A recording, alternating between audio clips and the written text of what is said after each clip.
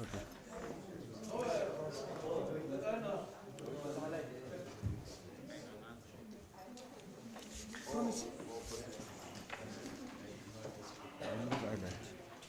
I like it.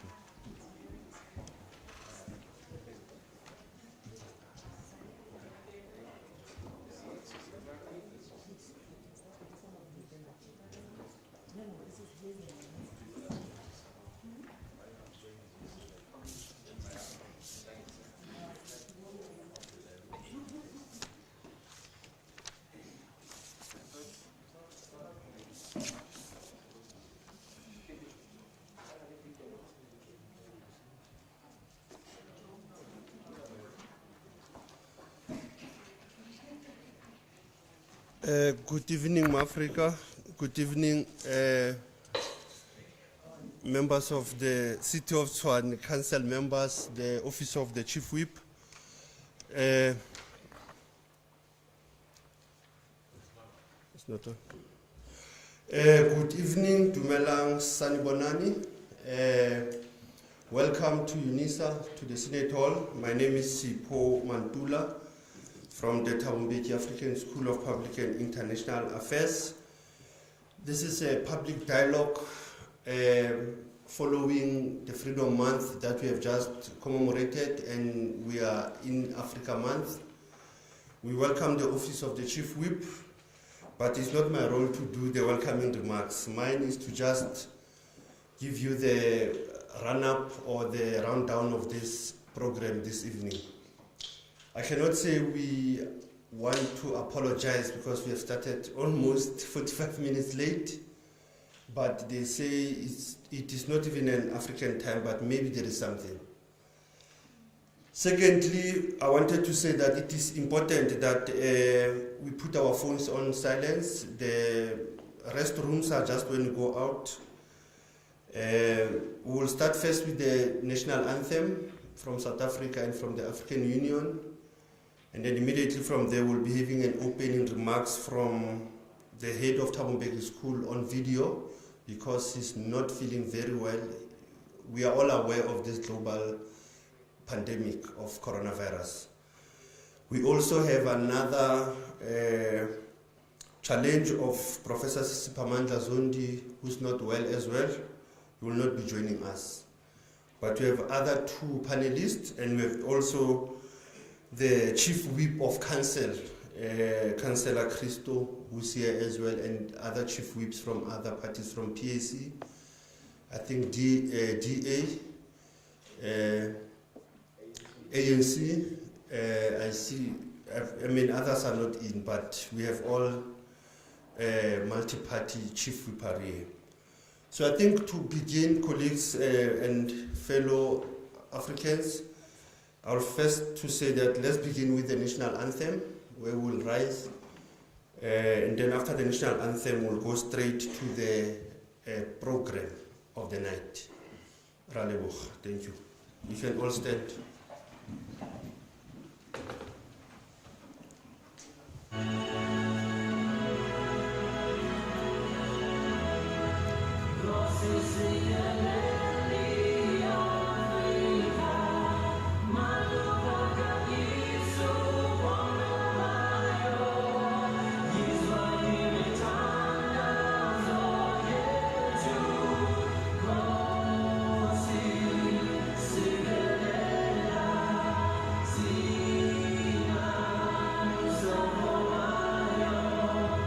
Morena, Luca, se chama,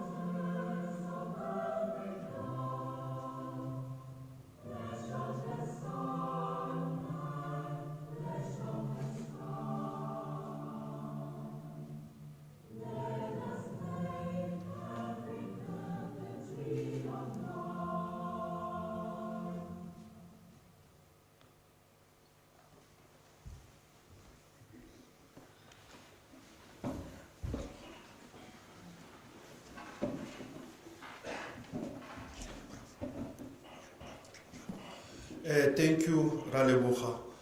As we are now starting our program, as well as I want us to remember even the survivors and the victims of this pandemic and many diseases that Africa is facing, from Ebola to HIV/AIDS, all diseases.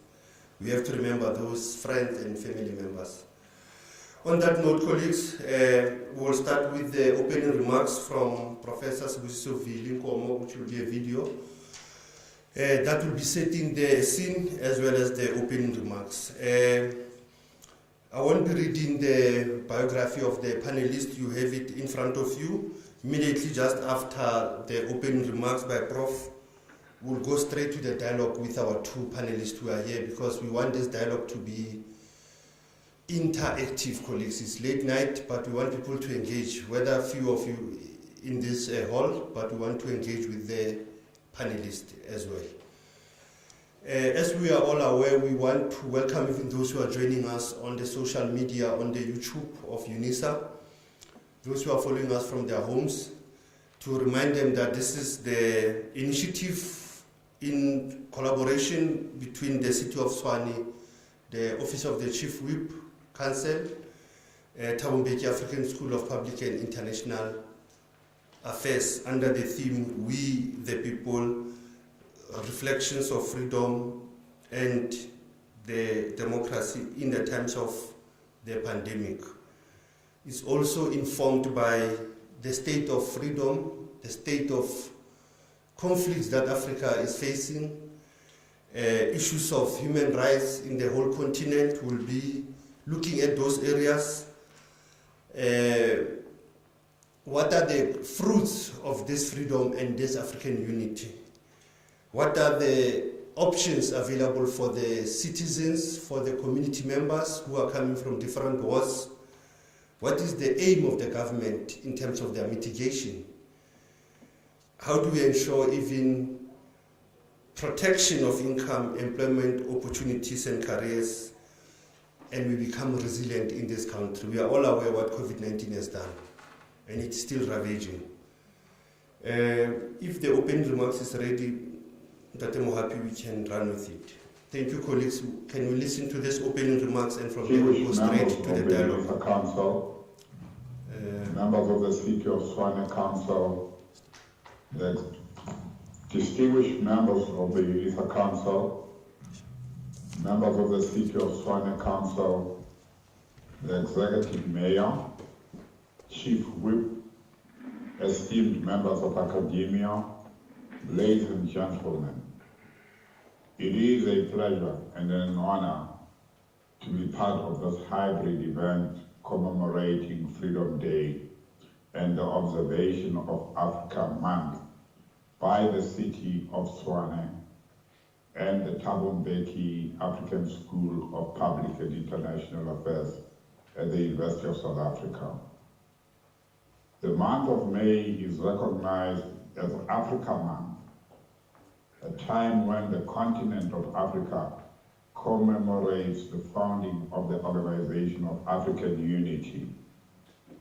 By establishing the OAU on 25 May 1963, the African continent became a pioneer in being the first continent to focus on continental unity and to encourage nation building through unity and freedom from oppression and colonialism. Africa Month comes at the back of Freedom Day, a public holiday in South Africa, which is celebrated on 27 April of each year.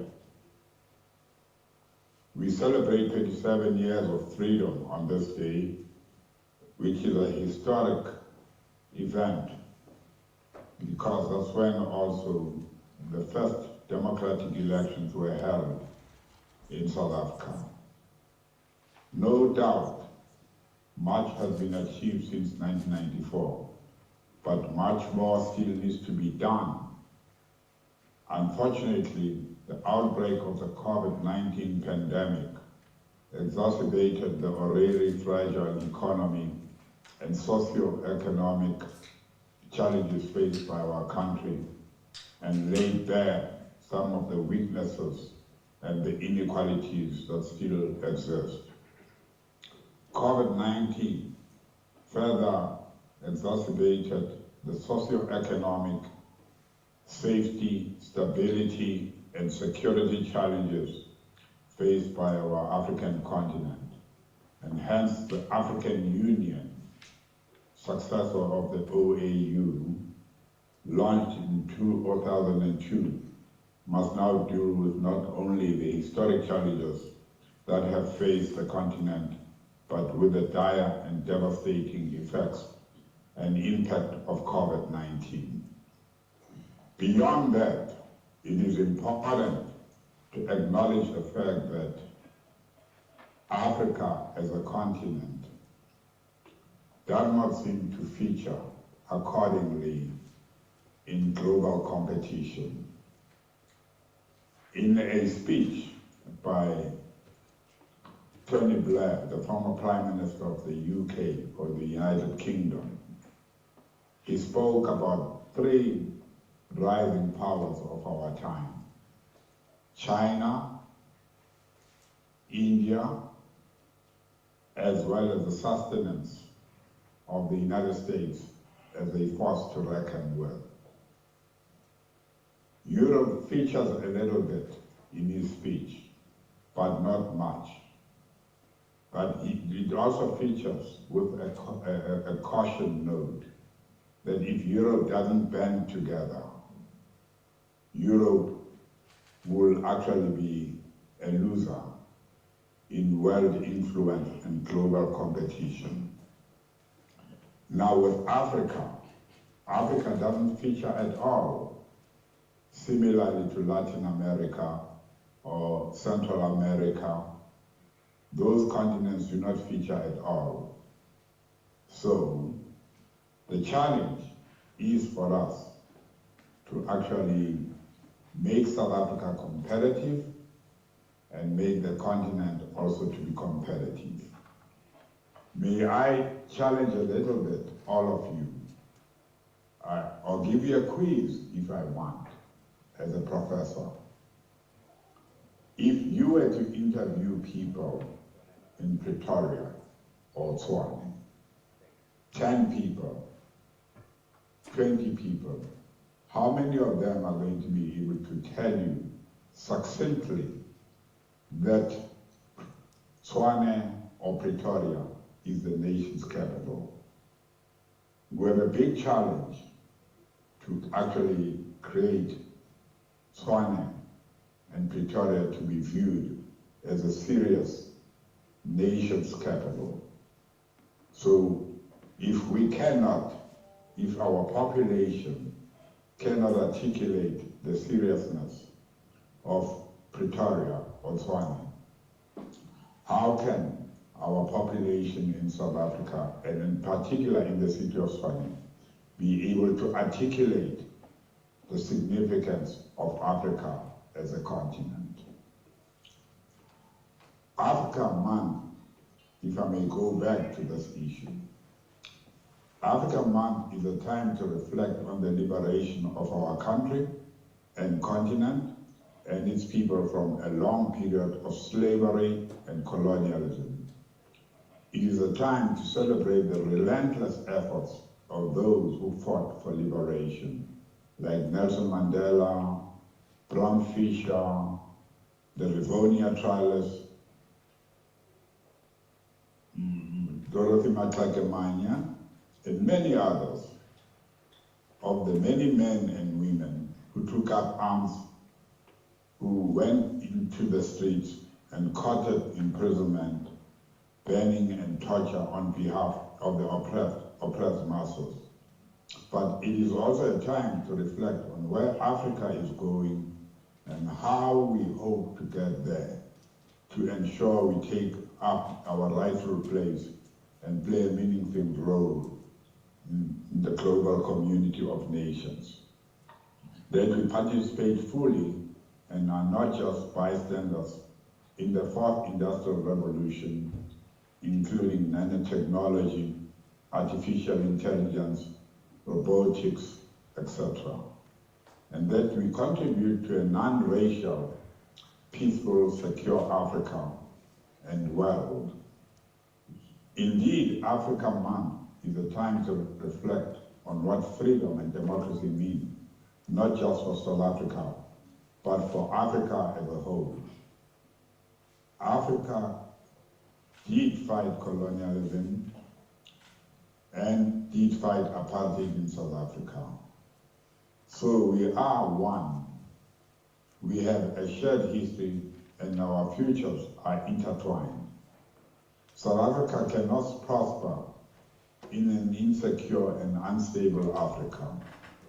The citizens of Tshwane can never flourish if the citizens of Lagos, Harare, Addis Ababa, Nairobi, and other places in the continent live in squalor, and in other places insecurity, like in places like Chad, Somalia, and the Central African Republic. The COVID-19 pandemic has forced Africa to reflect on the need for unity, innovation, and integration if this continent is to survive the pandemic. This event, therefore, provides a platform for a robust debate, engagement, and possible solutions on a way forward for the country, for the continent, in this time of crisis. And this is an opportunity for the city of Tshwane to re-examine what it also meant when it initially talked about being a smart city. Was it rhetoric or was it reality? Rhetoric by itself does not put food on the table, but implementation and proper implementation and visible implementation is what societies want to see, achieve, and enjoy. Having spoken about the challenges and also spoken about why this month is very important, the Africa Month, it then allows me an opportunity to talk about why we embarked on the Thabo Mbeki African School of Public and International Affairs.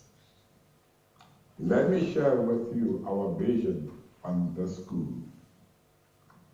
Our vision is to create an African, global, and futuristic school of public and international affairs. The mission of the school is to become a beacon of excellence in balancing theory and practice in knowledge production, utilizing a transdisciplinary approach. We want to develop and educate leaders that solve complex problems in Africa and beyond. And this requires a collaborative, innovative environment where respect, care for human life, and excellence are core values. The Thabo Mbeki School, which is abbreviated as the TM School, strives to be a center of excellence in public and international affairs, with the African Renaissance as the key driver. What differentiates the TM School from others is the embeddedness in African values, offering the African experience with global knowledge and innovation. The curriculum is designed for the 21st century with futuristic thinking. The TM School is the center of excellence of public and international affairs, given the patronage of one of the greatest Pan-African leaders and global leader, an intellectual at the same time, an intellectual of very high regard. President Mbeki is not only known as a politician, but is also known as a deep thinker. And this school carries this important name, and we must make sure that we secure and use this name accordingly. And the city of Tshwane can benefit from supporting and working with the Thabo Mbeki African School of Public and International Affairs. To share a little bit with you the curricula or our thinking around research and focus, we pay attention to citizenship and development as an area of study. We focus on public leadership studies. We are convinced that peace and development studies should be developed as a magnet of excellence because it is not done very well in many universities in our country. The study of government affairs, not public administration, but government affairs, understanding the holistic functioning and operations of government, is what drives the Thabo Mbeki African School of Public and International Affairs. We are also concerned about an area, and areas, if we combine two of them, urban and rural affairs. The demise and the decline and the rise of informal settlements in our urban areas and rural areas is of major concern to the Thabo Mbeki African School of Public and International Affairs. We also pay attention to matters pertaining to sustainable livelihoods and resource management, human, natural, the degradation of our environment. We are not shy to also to have students to study matters pertaining to simulations and futuristic thinking or futuristic studies. We believe that education must actually encourage young people to be futuristic, to understand simulations, or to even undertake simulations so that the future cannot come as a surprise. Last but not least, we have investigated and concluded that the time has come where security and intelligence studies must be a focus point for universities, where security and intelligence studies are premised on matters pertaining to nation formation, nation cohesion, and nation protection. These are very important points of departure for the Thabo Mbeki African School of Public and International Affairs. I would like to conclude by also saying these studies which I've outlined are not just picked from a hat, but they've been studied over and over again to figure out as to where the world is going. These areas of study which are underscored are very much associated also with the trend and the ways the world is going. Therefore, we wish that our country and our city should be a center of this kind of education and also project the future for future generations to be successful. I thank you and wish you all a wonderful and very productive evening with great discussion, great questioning, and wanting to search for the truth and nothing else but the truth. Thank you very much, ladies and gentlemen, and Honorable Mayor. Have a good evening. Thank you very much it was very long but thought-provoking towards the end, linking the purpose of the school, futuristic studies, the young people, posing questions even to the city about the rhetoric and reality on the name of the smart city, the knowledge of the young people about the heritage of this city, and that it is the capital city of the country. Raising issues as well of what Africa it is sitting, or where is Africa being positioned in the matters of global. And I think that's where he was challenging us even on the issues around beyond Africa Month or Freedom Day.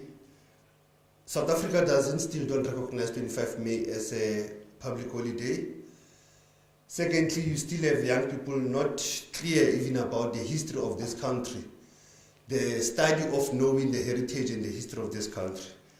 The theme of the African Union or of the continent for the whole year will be focusing on arts, culture and heritage, levers for building Africa we want. It will start with your own communities. Which communities do we want to see? Your heritage sites, your cultural knowledge that rest in your communities is very critical. Colleagues, I will begin with our first speaker, Oslebo Mele. Most of you have seen her on TV, on radio as an analyst. But at her own right, she's a scholar as well. She's a teacher. She's a director at the Trade Collective. She's always passionate about this continent, and hence she was the one who could be asked to come and share with us her vision, her views about this freedom and democracy during Africa Month. Mepe, where you are sitting, you can just hit from where you are. You can just put the mic and speak from there, where I want you to be very comfortable. Just down. Yes.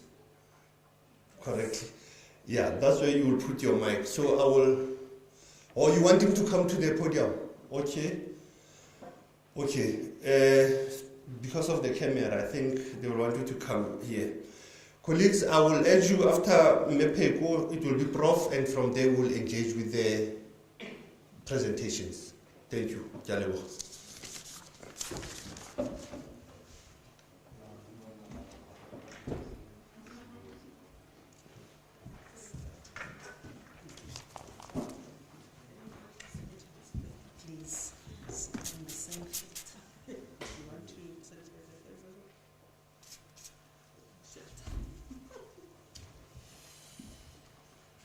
Dumelang, sanibonani.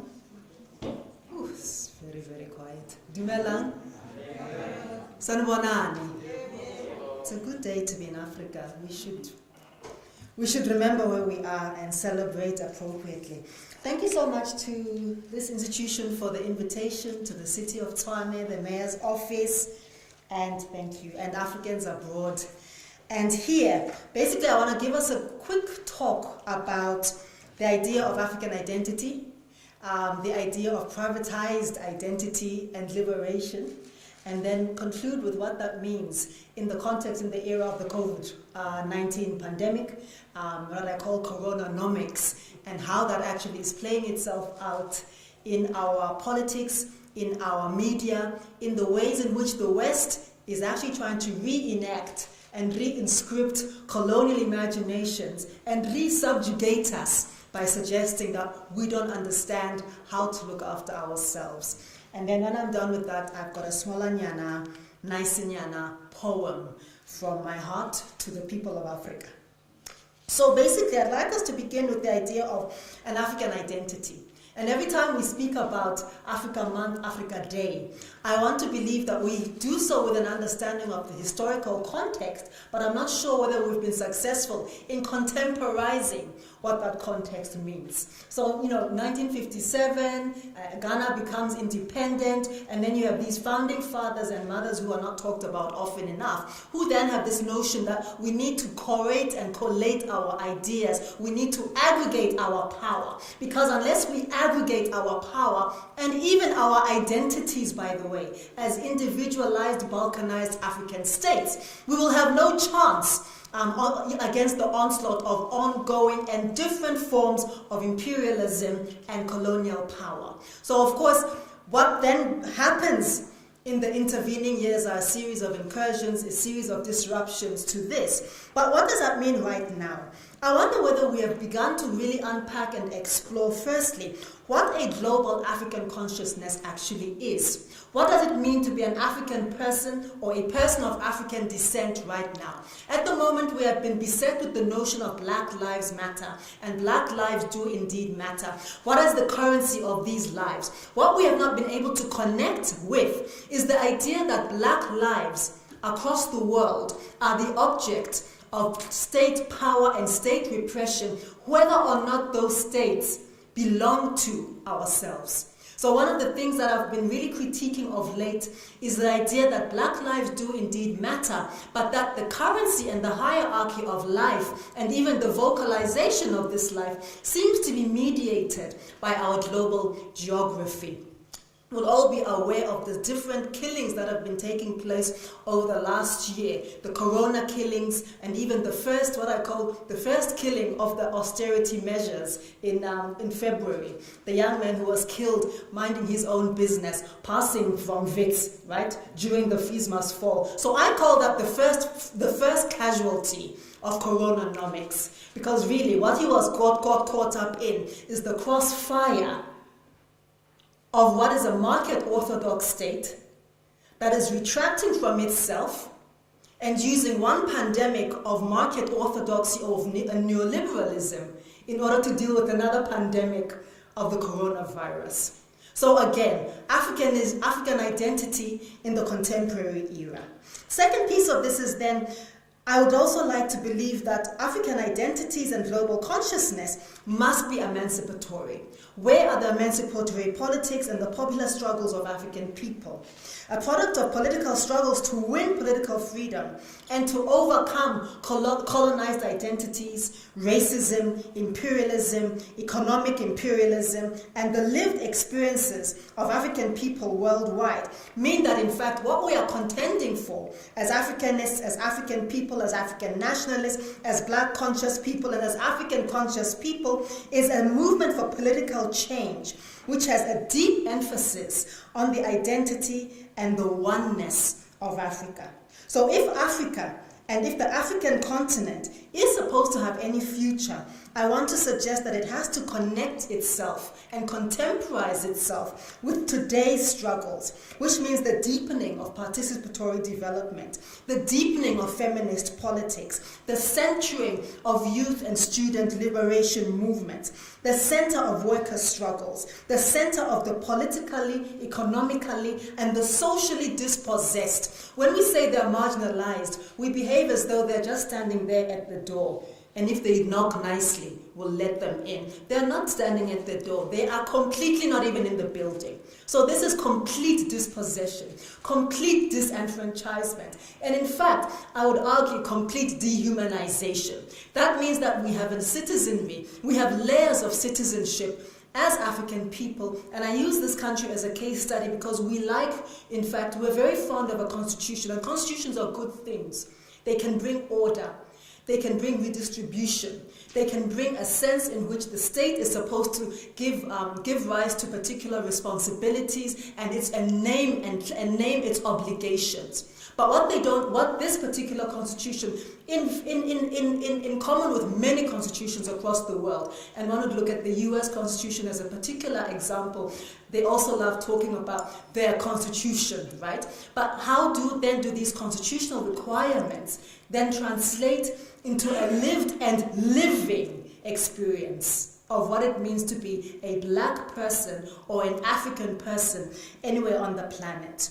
So this quest for deepening different various struggles right now is the core of what Africa Liberation Day and Africa Month is concerned with, which is an anti-imperialist praxis, and that is linked with popular struggles. This basically means that it's well and good, it's excellent that leaders go to Addis Ababa every so often, get very excited, sign the Africa Free Trade Agreement and so forth. But this has to be translated into bottom-up movement up coalitions, coalescence of our own popular aspirations.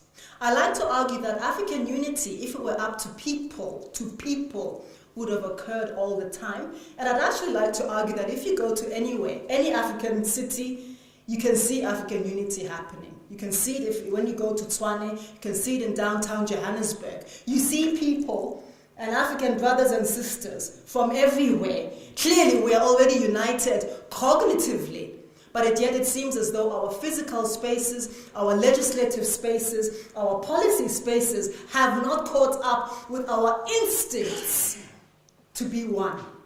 And I'd like to also pick up, in fact, from what Professor Villengomo said around the European Union and Tony Blair's remarks, because I think they actually are a useful contrast and entry point. Bear in mind that, in fact, it was the African Union, it was the idea of African unity or of regional unity was poached by the European Union.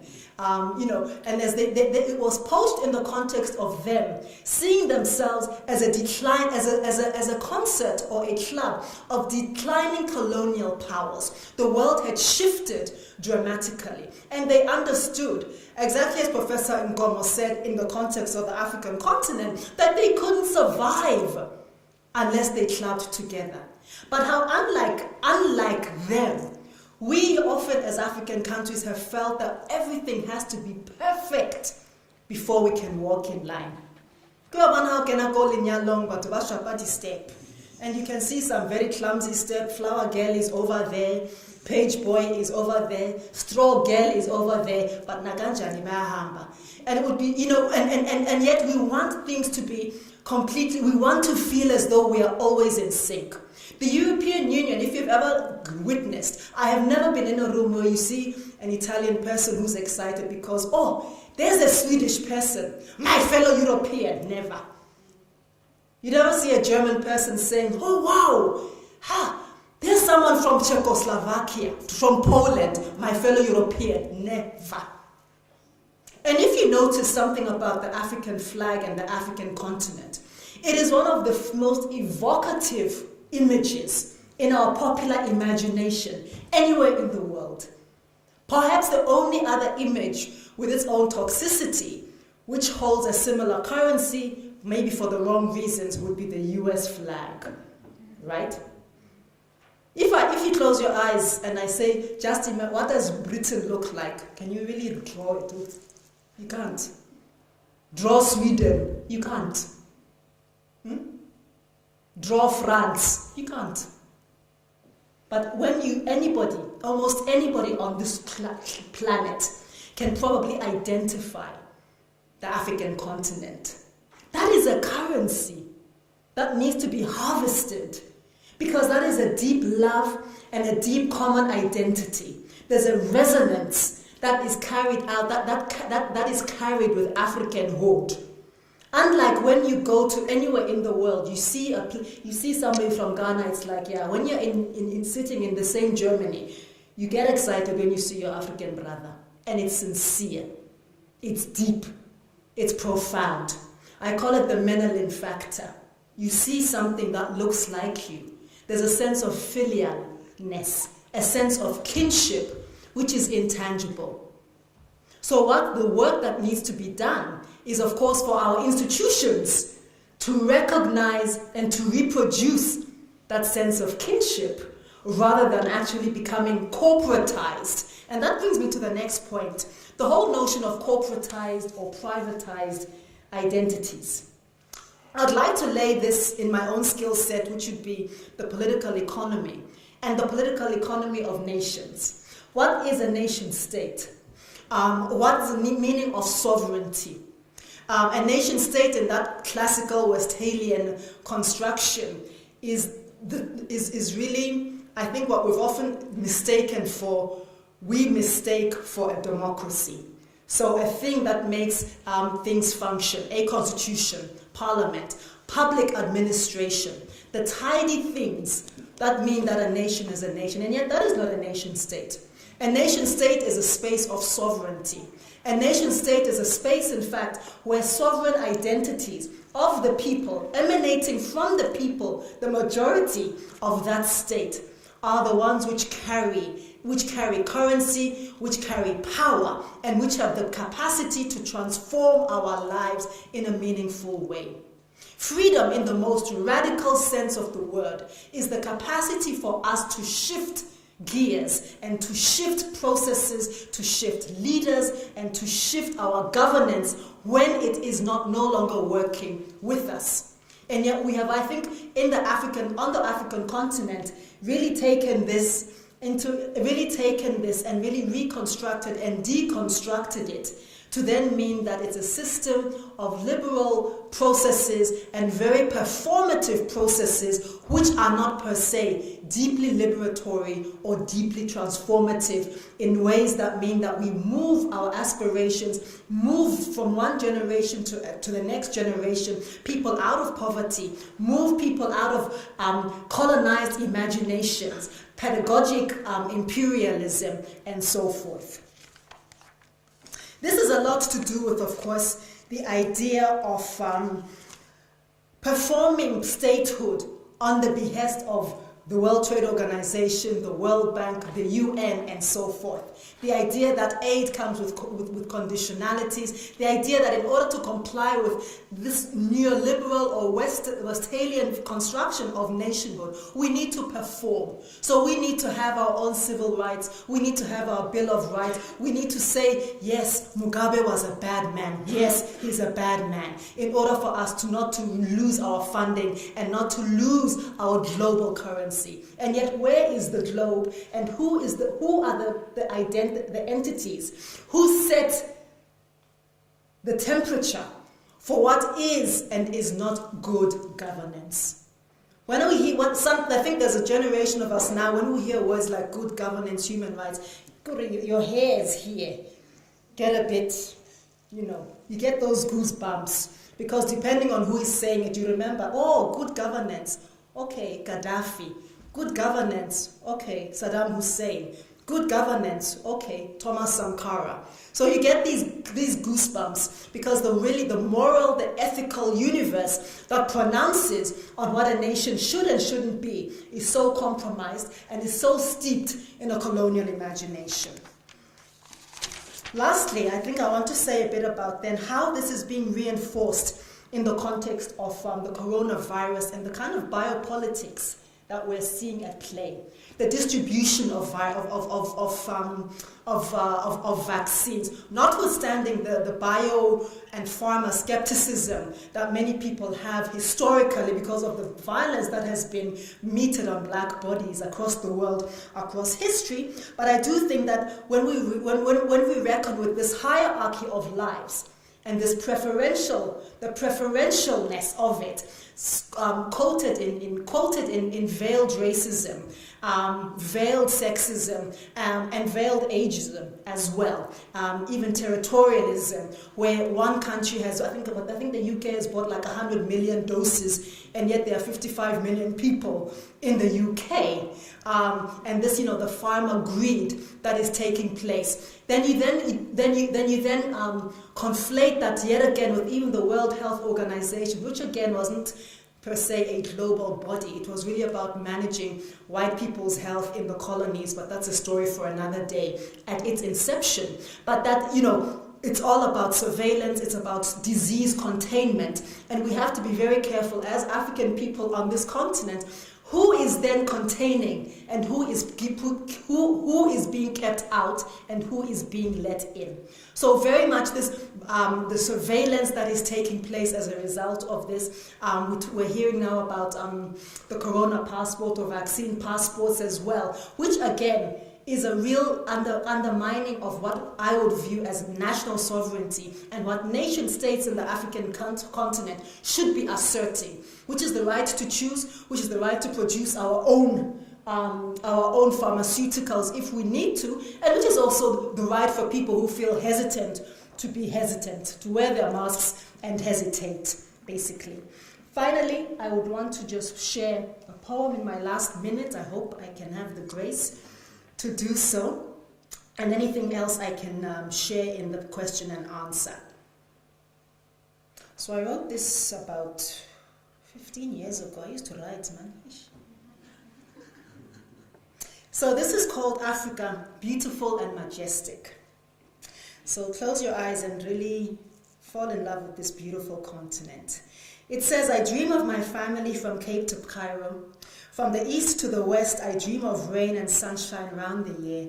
I dream of snow-capped mountains of Lesotho, Africa with your green luster. I dream of buis and jutenjes, and I dream of seshweshwes and kaftans. I dream, with vigor and serenity, a dignity unequaled. I dream of pyramids and of the smoke that thunders, Musi Uyatunya, whom strangers decided to call Victoria Falls. Africa, I dream of bathing in your oceans, reveling in your waves as we traverse the Atlantic and the Pacific. I dream of Timbuktu and its ancient wisdom, and I wish to imbibe the wisdom of the Zimbabwe so-called ruins, the kingdoms of Tumbuka, Dahomey, Ashanti, and Mapungubwe. Africa robbed and left desolate, yet richly blessed and ever resilient, most splendid and utterly tenacious. I dream of your glory, and I dream of those who fought for you valiantly, of Bambata and Nzinga, of Saruwini and Shaka, of Kemati and Nehanda. Africa, who calls to those who left her children scattered around the world, from Lagos to Dakar, from Lusaka to Cotonou, from Rabat to Kinshasa, from Khartoum to Kampala. Africa calls out for her children. You cry out to them in the languages so close to heaven, of Umbundu and Kinyarwanda, of Swahili and of Igbo, of Yoruba, of Sutu, of Lingala, of Jivenda, of Wolof, of Bambara, of Kanuri, of Chiluba, of Amharic, of Fula, of Nyanja, of Bemba, of Oroma. Let no one come between Africa and her beloved offspring. Not wars or rumors of war, not calamities real or manufactured by those who have stolen so much and so many of her children from her. Not men and women who through history will pass like dust. Africa, I dream of egusi soup and chebe chebe, of ntima and of okra, of plantain, of muhodu, of nyamachoma, of berebere, of ndizi and of jollof. Africa, your children scattered all over the world are crying for you as you weep for them. Weep no more, my love. Weep no more, O Africa. You are simply mine. Africa, I dream of you, running on your hills, walking through your markets, drinking chai and maheo and eucalyptus juice as the sun kisses my face. Africa, my love, as a great poet said, you are my beginning. Africa, you will be my ending. Yes, Africa, you are my beginning and you will be my only ending. Thank you.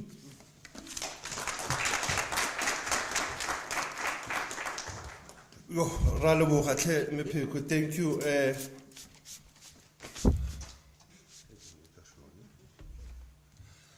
I think when he was closing, it was Imwapele Wahamadingwa, Africa my beginning, Africa my ending.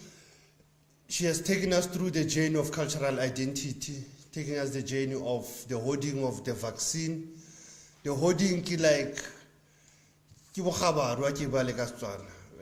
we is greediness in the vaccine rollout, going deeper into the question of why beyond Africa Day or Africa Liberation Month? Why don't we go beyond that? The role of women and youth, vilification of Africa, of its leaders.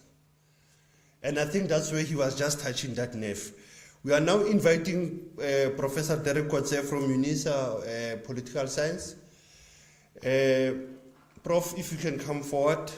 I think Prof again will take us on both the continent and come national, come even to the city as well. Because we have to deal with those issues when we do reflect. Because one guy, Prof from Sudan, he's a rich man, he's been giving president money, Mo Ibrahim. He says people don't eat freedom or democracy. So those are the words he was saying just this week, that people don't eat democracy, don't eat freedom. we need to give people the basic services. Africa needs young leaders and young women to lead, not the old men. That's what he was saying. I don't know what old men, but for me, we'll always call them the senior citizens or elders. Prof, that is your platform.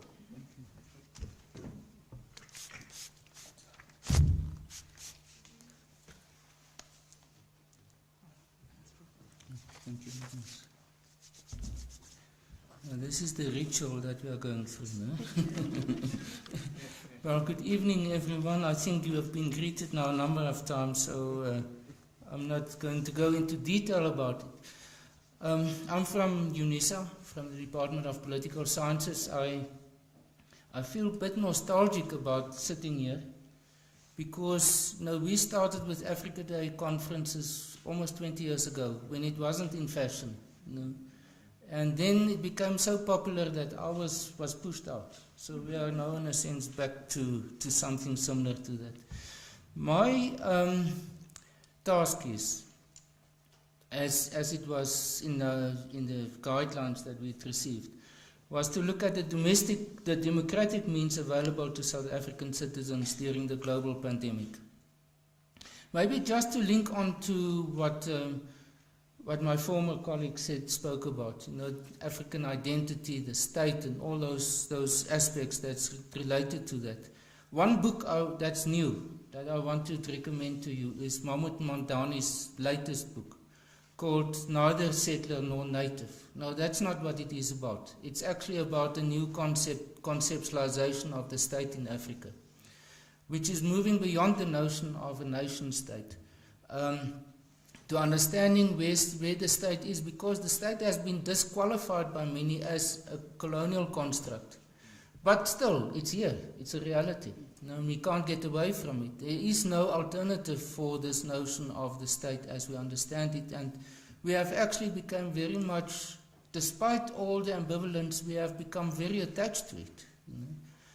So this is something, and he has some 5-6 case studies which goes through the Palestinian, Israeli, South African, United States, the Sudanese situation, all of that. But that's something for that's a lecture on its own, which I'm not here to do today. Let's look at what I'm going to do. I'm going to keep it as short as possible, but still try to give justice to the event.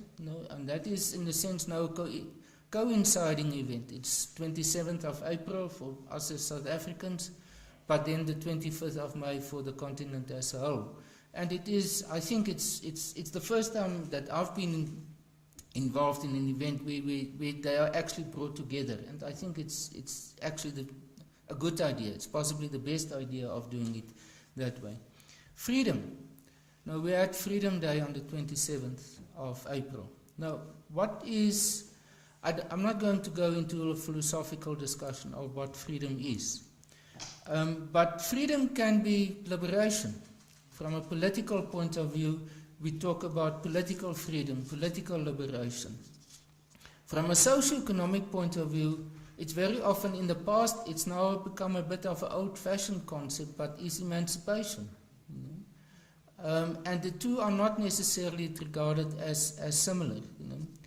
Freedom is associated with human rights, and because freedom is very much also associated with the liberal concepts, and human rights in its more classical sense is very much associated with human rights and the liberal notion. But then at the same time, we have earlier on the African Charter and the African Court on Human and People's Rights. So it's not purely a liberal concept. It's something which has been integrated into our own living conditions also. Freedom, at the same time, some people believe freedom means unrestricted access to things. While freedom is actually bounded. It is bounded by the fact that your freedom is limited to the extent that you showed respect to the other person's freedom and rights and position in society. So it's not, therefore, in our constitution, I think most of you have the constitution. Look at section 36, which is about the limitations of the rights in chapter 2, and how it is actually defined and the guidelines for that. Freedom is also about constitutionalism. And constitutionalism, not in the constitution itself, but constitutionalism is to a large extent the different mechanisms that's available, checks and balances, in order to make sure that power is not abused. So it is about the rule of law, it is about the accountability in between the legislature and the executive, it's about the separation of powers, it's about human rights, it's all those aspects together. And I think this is one of the key aspects for you as councillors, as local politicians, as someone who's going quite soon into elections, about how to deal with the concept of constitutionalism also in your local conditions, and to live that in order to make what we have as a document, the Constitution, something which works for us. I think most people see it as a document that is dealt with by courts, the Constitutional Court and other courts. But it's not seen as something that actually works for you, except if it is about protecting something. But it's sort of in almost a reactive sense. It's not in a positive, in an active sense. And that's not how a Constitution is supposed to work, actually. It's supposed to be able, some talk about a living document, but a living document in the sense that it is something that provides a society, a framework for a society, which is ultimately working for us. Now, this is something which is another discussion also, but the relationship between freedom and equality. I would argue freedom and equality cannot live in a harmonious way together. Now, that sounds a bit like a contradiction for most of you, I would say. But freedom, very often, and it's now, I don't want to take away the sentimental aspects of freedom, but freedom very often is about the individual, while equality is more about the collective. Freedom is very much about political rights, while equality is about socio-economic conditions. And if you have ultimate freedom, it means it actually promotes inequality. So it's very difficult for the two to live together in a sort of a coexist. What is in between, I would argue, is equity. Equity is sort of a compromise between the two. And that is something that we are not talking a lot about. And I'm not talking about employment equity. I'm talking about equity in its more broader sense. Now, what is freedom and how does it relate to the pandemic? How did the notion of freedom, was it compromised by the pandemic? Because there's, obviously we are here with masks still. And it affected us in all sorts of ways. So first of all, the pandemic, from the point of view of freedom, affected our mobility, our freedom of movement. Domestically, inside South Africa and international. Some of you who have been used to international visits, all of us. Now it's almost a foreign concept for us, the idea of movement. So it has a direct impact on, or has and had a direct impact on all of us. The curfew, some of us are a bit now switched off about, but it's still there. From 12 o'clock, strictly speaking, there's a curfew. So the notion of a curfew, I don't know when last, maybe you can help me. Did we have a curfew in South Africa? It must have been in the 1960s with Sharpeville. I'm not sure.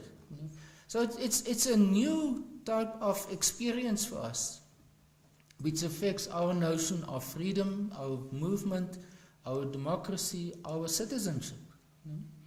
It also affects our sense of association. We can't attend just big meetings, look here. We have to sit far apart. You can't go to sports events anymore at the moment.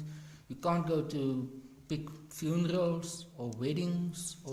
So our sense of association, our social sense, our sense of social coming together is fundamentally affected by this. Social interaction. You as politicians, and that's one of the next points, you can't have rallies. You can't have very often do campaigning, which I guess will become more pronounced soon, on a door-to-door basis. There's some risks involved in that. But it affects our notion of freedom, our sort of more conceptual notion of freedom. It affects our freedom of economic activity. We all know about it. How with lockdown, the level 5, how it was many businesses just came to a standstill. Now, what does it mean for our notion of freedom, our notion of democracy? If a government at central level can decide, but this is off, this is closed, it doesn't exist, you are not allowed to do it, for the sake of health. I think this is something which we haven't really sort of engaged yet. And I don't want to make it too philosophical, but there's the trade-off, the balance between, on the one hand, public interest in the form of caring in terms of health, and the public interest in terms of economic activity. Because it seems like you can't bring the two together. You can't find a sort of a fine balancing point. Now we are maybe closer to that. But in the beginning, most of last year, it was a major struggle. If you listen to, for example, President Ramaphosa, when he presented his announcements to us on the different lockdowns, that was always what he was trying to talk about, of how to balance the two between livelihoods and living, health. Okay, and then the other one which I think we haven't also appreciated enough, and this is something which affects the councillors here, is the fact that there was restrictions on Parliament and, in your case, the council, the Metro Council. So it's a fundamental, almost invasion into political activity. And it especially affected opposition parties. Because if you are a watcher of the DSTV parliamentary channel, it almost came to a standstill. So our notion of our experience of parliaments, national parliament, the NCOP, you are not sort of broadcast on TV, the local council here, the Metro Council, but our understanding of politics as a living experience in which the different parties are involved and they present themselves and they present their views came to a standstill. And I guess, especially for smaller parties, it was a major identity crisis because they couldn't present themselves anymore to the public. Government still could do it because they had the sort of the official status, but not the others. So it affects us in that sense. The constitutionality of the pandemic and how it was managed, I'm not going to talk a lot about that, but just think about the challenges to the notion of the command councils, to say, but there's no such body. The Constitution doesn't provide for it, legislation doesn't provide for it. The rationality or irrationality, 5 minutes, okay, of the lockdown regulations, the selling of alcohol and of cigarettes, but not only that, of not being able to go to certain places and so on. Okay, now I may have to maybe cut my story a little bit shorter. The essential elements of democracy that I think we should focus on, but maybe before I go to that point, I think in the end what affected us most, the pandemic and the regulations and the lockdown, is not so much the regulations. Because we could, in a sense, adapt to some of that between, as they were introduced. I think, and still today, what is the biggest challenge for all of us, and it affects both our notion of health, it affects both our notion of citizenship, it affects both whether we are going to participate in the local elections later this year in October or not, is, I would say, the lack of trust that we have in public spaces. Many people, including myself, I'm hesitant to go out. You know, tonight is the second time in a year that I'm here at my own university. You know, because you are hesitant. You to go out and to trust that where you go, you can go without any risks. And I think this is one of the psychological aspects that we must be able to address in all the different capacities that we are. Whether it is as a person going to buy groceries, whether it is when we go to church, or whether it is when we go coming here tonight. And it has implications also for our notion of where we are as people living here in Tshwane, people in South Africa, and even in a broader context. Now, what are the essential elements of democracy that I think we should take into account for where we are at the moment? The first one, I would say, is the fact that basic human rights, despite your reservations and your sort of feeling sometimes uncomfortable about the associations of it, but the basic message of it is, whether you like it or not, is very important for all of us. It's the way in which we receive a certain sense of rights and obligations and protection against those things that might threaten us.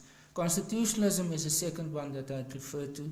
Elections, as I said, we are moving towards elections. Elections, whether, and me and Advocate Mantula and myself, we have been involved in elections, for example, here at UNISA, SRC elections. We don't have to talk only about national elections. It's also elections in very more specific context are exceptionally important. I don't want to overemphasize elections, but elections is a mechanism through which you give people the opportunity to say who they want and who they don't want, and how they want their form of government and leadership to be at any level. Socioeconomic equity, I've referred to equity earlier on, is something which is a very hotly debated aspect for many years. It's actually a perennial debate about where does socioeconomic equity fits into the notion of democracy.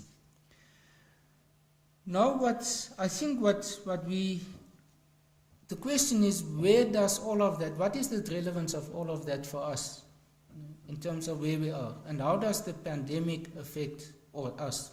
I would say a pandemic as a crisis, as a period of risk, I'm almost predicting is going to serve as a catalyst for innovation. Although it is a crisis and there's a lot of destruction in it, in the sense of businesses are closing, people are losing jobs, all sorts of things. But at the same time, it's almost like after a war. No, that's not my idea, many people refer to that. Is that it forces you to think differently. And it forces you to think differently. And I think politics in South Africa, local politics, municipal politics, is going to be one area that is most possibly going to be confronted first. The way in which political parties will have to conceptualize themselves in this election and thereafter will have to change. If you combine that with an introduction now in the beginning of April of this new Political Party Funding Act, which means that you are going to have less money as political parties, that's the prediction, means that you will have to do things in a different way. Completely, from campaigning to the way in which you organize yourself internally. It will have to change. It is, this is not me who's telling you, this is sort of the basic consequences, the basic implications of it. At the same time, and that's my last point, is unfortunately the pandemic also exposed the incapacities, the weaknesses in our state, in our state structures, our state institutions, especially the social welfare aspect of it. And the question for you at local government level, for some of you might have sort of provincial level relevance or connections, or national, is how are we going to do that? Because it requires a new concept of the state, local state, provincial state, national state, and how you are relating to your constituencies and to citizens in general.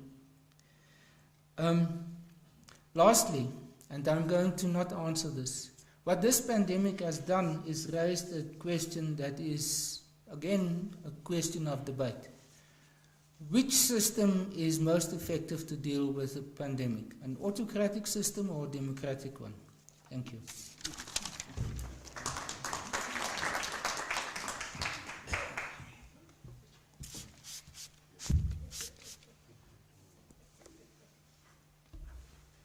Thanks very much, Prof. I'm just opening the floor now for engaging with the speakers. I think Prof posed the question when he was living here about this pandemic, autocratic state or democratic state. Prof Kosek went deeper into the question of understanding vulnerabilities, what this global coronavirus here, it has dealt with us. The issues of elections as well, the role of political parties, the new norm that we've been told. And I think he went as well as to explain about what are we facing in this country on issues of political identity as well, the role of political parties. The freedoms that he mentioned, freedom of movement that was limited, restricted, freedom of trade, freedom of religion, cultural rights, cultural practices were highly infiltrated and affected, if I can use that language.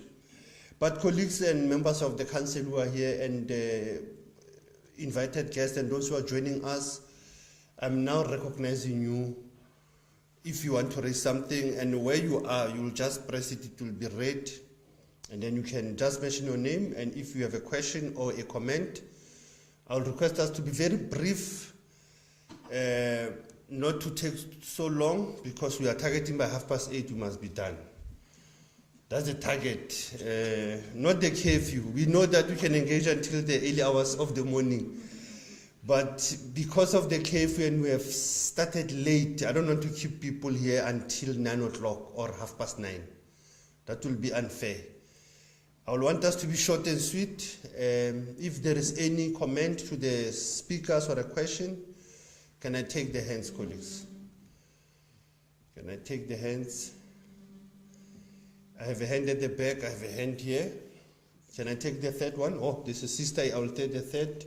I'll take the first 4 hands, then I'll go for the second round again.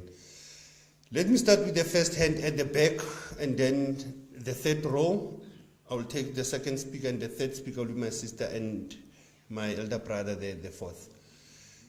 The floor it is yours, my brother. Good evening, ladies and gentlemen. My name is Tulare Jonas. I'm a student in politics from the University of Pretoria. What I want to actually ask would actually require a lot of context. I might find myself using myself, so I'll just comment. I want to speak about the unity of Africans in Sunnyside. We see people together. I think we need to also, as Africans, employ realism within ourselves and actually understand that there's a lot of cultural hegemony happening, and if we do not approach the realities that we face as Africans, we'll never be able to actually define our politics of identity.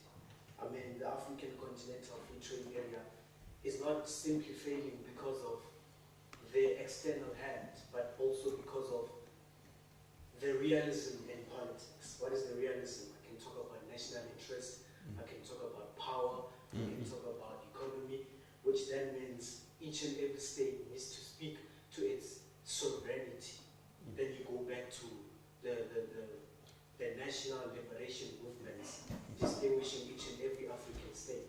meaning as Africans we're calling for this unity, but then how do we define this unity? One, we are still subjected to this orchestrated, Eurocentric way of thinking and governance in total. Meaning we need to then sit down and re-establish the base of Africanism outside of what it is defined by people from outside. Africa is a tree of life. It's even in the song. Africa is a tree of life, but for who? Whose life are we talking about? Is it Africans? Can take it back to a simple, basic policy like free education. It's not even sustainable. Is education even free in South Africa? So if we cannot even afford education, what about other simple public policies that actually speak to the African child? What are we saying about the domination of Western countries? Has the Cold War ended? Two different superpowers in the diplomatic struggle, USA and USSR. Now China is dominating. For the interest of who? Let's go back to realism. National interest. Capitalistic outside, socialist inside. Where does that position South Africa? What are we doing in BRICS? There's a lot, but yes, thank you. Thank you, Peter.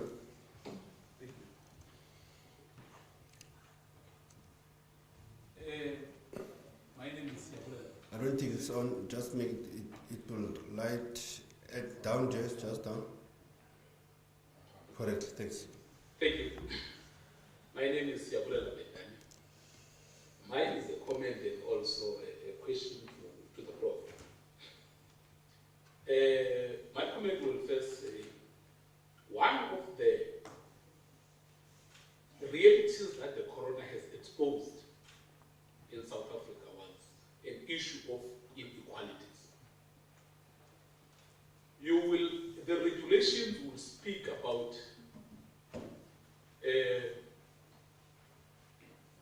what we call this process of when you sit at home and quarantine as a process. And people, if they are infected by the coronavirus, they will require us to quarantine for a 14-day period. And you are telling someone who is staying in a shack somewhere in a location there, and there are 15 in that shack or 9, and one of them to quarantine. And while you are saying you'll be able to control this spread. So the first point that I want to raise is an issue of inequalities, and it has been exposed by this coronavirus. Now, Prof is then saying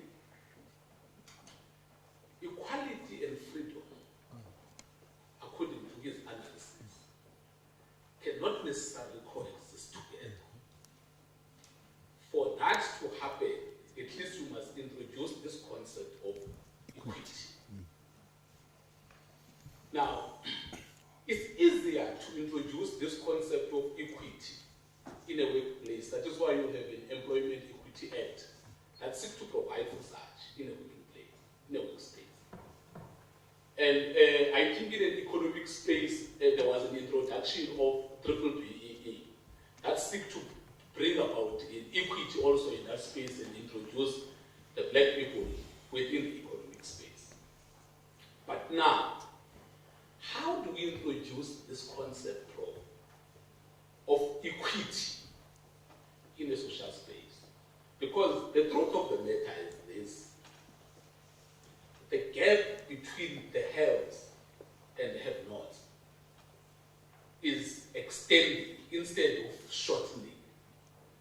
It's becoming wider instead of becoming narrower. So that's the reality of it. If you can assist us, Prof, maybe and say, how do we introduce, where is our government getting it wrong? And how this concept can be able to be introduced in society and also be effective. Thank you.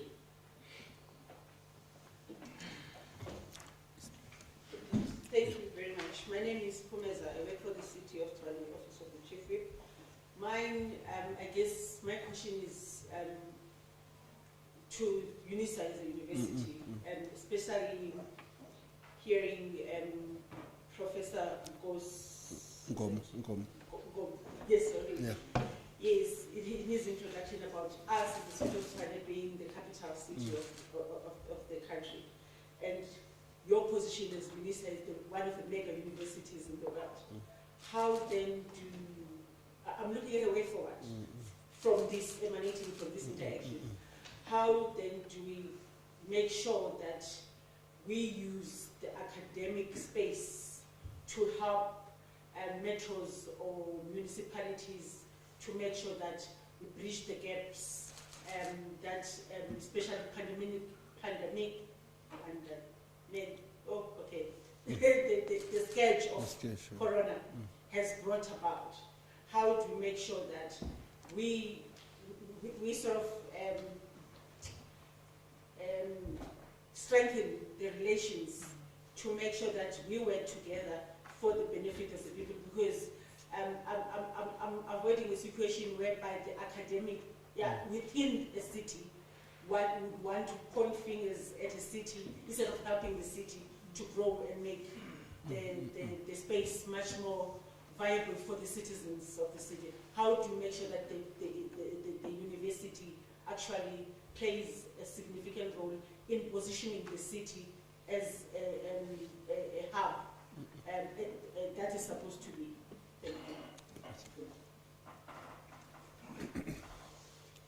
Thank you very much, Program Director. My name is Bafana Sibisi.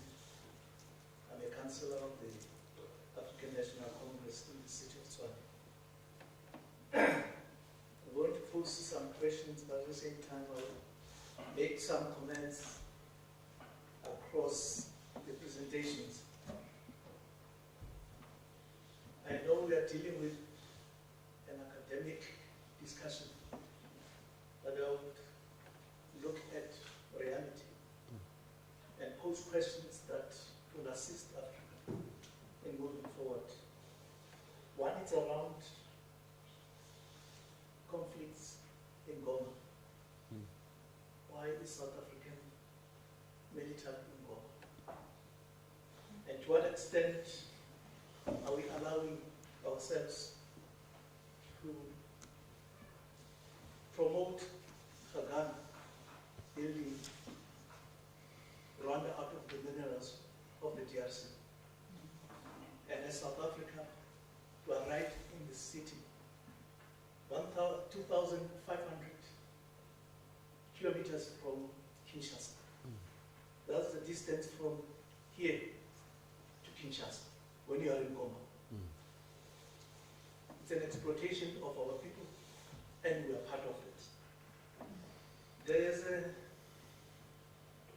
an undertone and a subtle or silence on the assassination of Muammar Gaddafi. What is the reason? Are we comparing it to Idi Amin or Mobutu Sese Seko? In Africa, we are silent about that. In Cameroon, there's no crime. My experience is that there's less crime in Cameroon. Yet, there are two classes. You're either rich or poor. Yet, the president is dying in power. What is it that we are doing to resolve problems in Africa as African leaders? I want to move and argue that we are doing nothing about women leadership in Africa. There are very few leaders in that space. Corruption in Africa or in South Africa seems to be something we are interested in resolving. But corruption is a global problem. It's a global challenge. Why in South Africa are we appointing a commission for corruption? Whom are we trying to appease? Whom are we trying to appease? That's the question. I also want to emphasize that there's less recognition in our country that South Africa was built by Africans. I have never seen, or there were few, white people who put a brick or cast concrete. When our people do that, don't we regard that as skill? But we continually say they are laborers. They only need management skills. Then they will prosper. Why are universities not dealing with that? Lastly, parliamentarians, legislators or councillors, in my view, are not implementers. And people keep on looking at politicians to implement. It is a myth. It's not correct. DGs, city managers, CEOs of companies, and everybody below are the ones who are implementers. Why can't we deal with those people to implement? Not politicians. Politicians can argue in parliament for the whole day on concepts. So we should not lie to our people. I leave it at that. Thank you very much, Councillor. Fellow speakers, you can speak from where you are, ne? Is it fine? Will you be able to catch them? So they must come in the front, okay.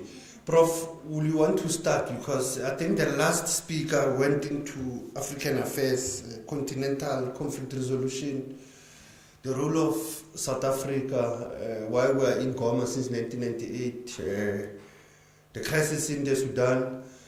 The third, I think the second question as well, freedom and equality and equity.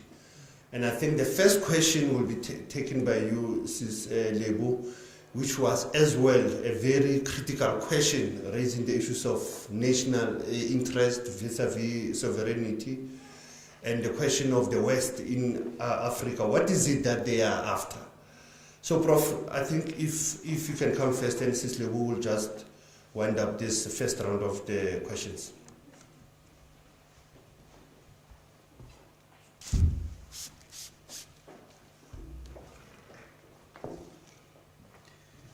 Yeah, thanks very much. I hoped you will answer this one about the one on the conflict involvement in Goma and Kagame and Cameroon and all of them, because he is our expert on that also.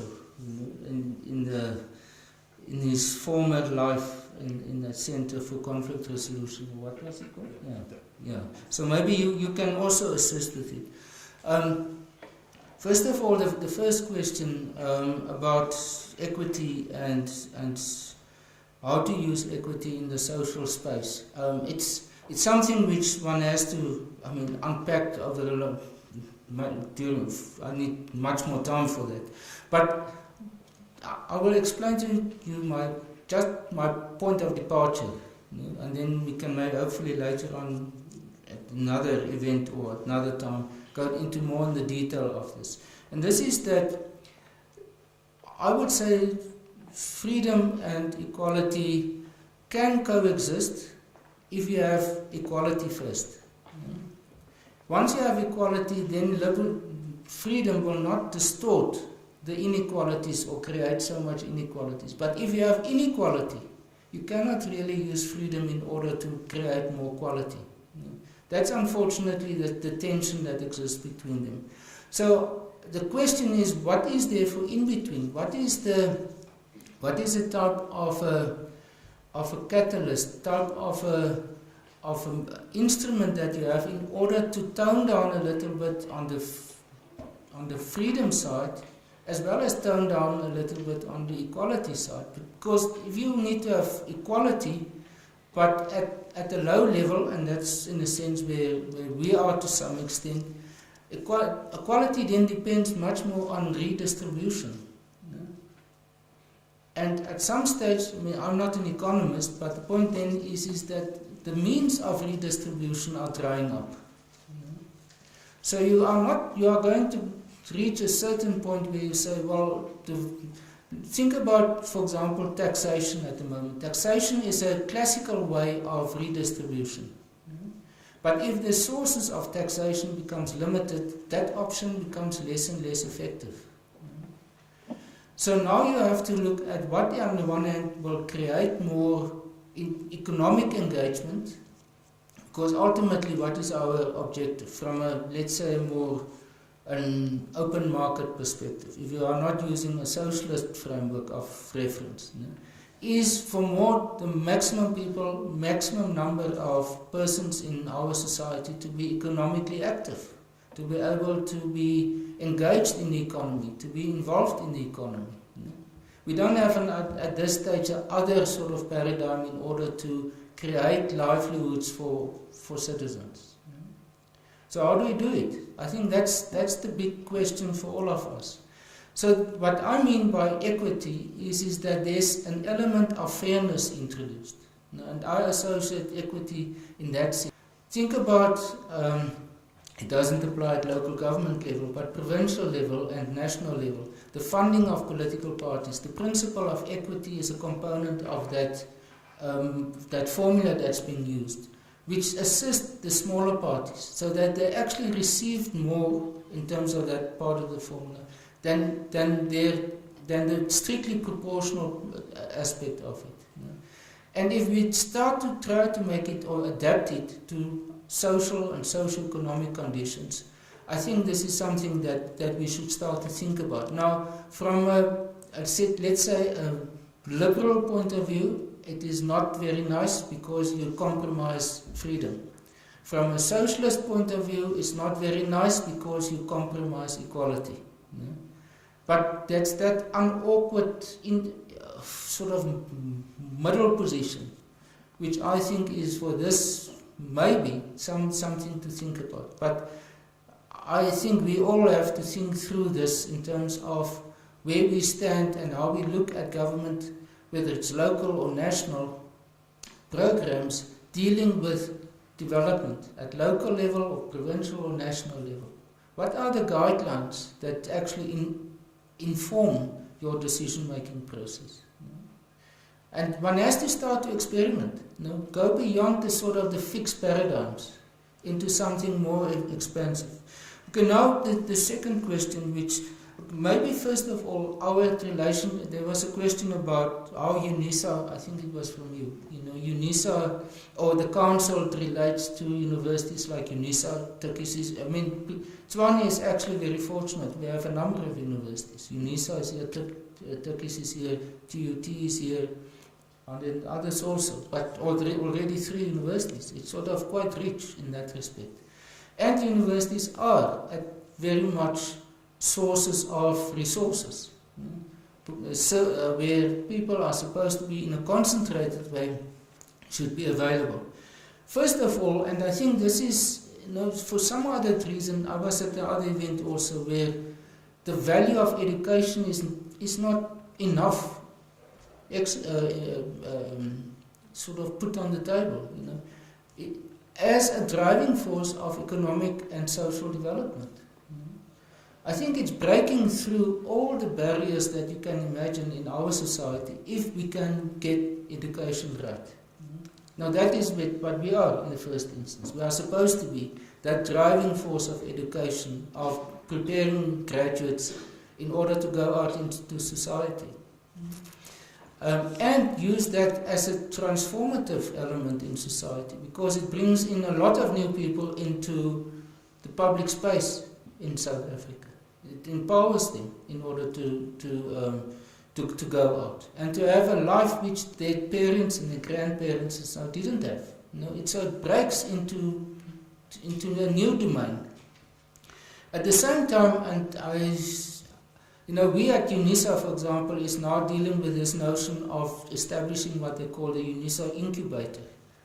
In order to make our different colleges, some other universities call it faculties, more available to council and to business and to the youth and to schools and so on, in order to provide services. The idea is that it should be non-profit from our side.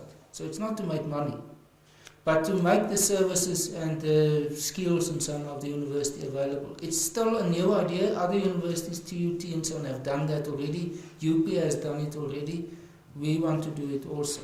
So I think it should be possible certain departments or so in the council to start to reach out, to universities and say, we have something, what can you, are there people that can become involved in it? And there are many people at UNISA, for example, that has done it and do it and will be available for it.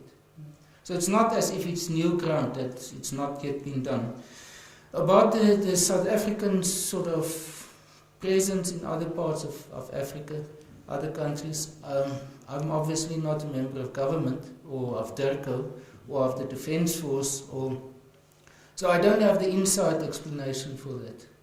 I think and if we look at the different administrations, President Mandela, President Mbeki, Zuma, President Ramaphosa, they have different elements of emphasis also.